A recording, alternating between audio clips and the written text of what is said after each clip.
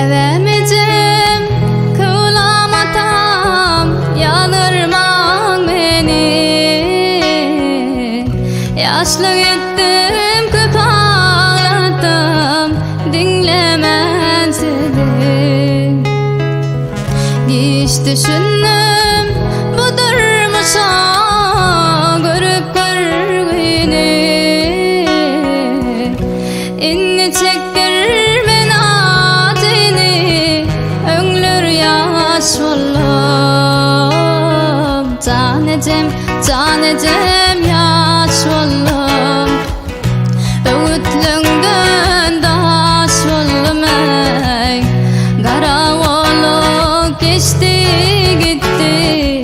Bir maşkala baş oldum ey. Canecem yaş oldum. Öğütlüğünden daş oldum ey. Kara olup geçti gitti.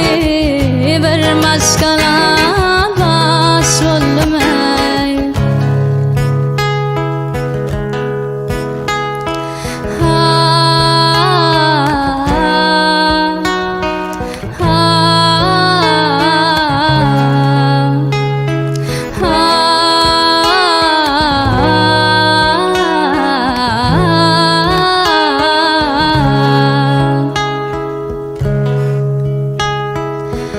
Kaydıp berdi kadir Allah'ım dolunumida.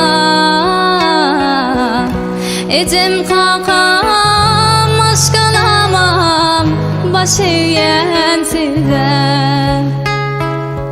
Gelecek kalan gül ömrümde kılmadım size. İnni çektirmen adini öngler yaş oldum. Canecem yaş oldum. Öğütlüğünden taş oldum ey.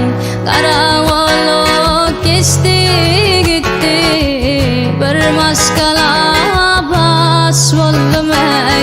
Canecem yaş oldum.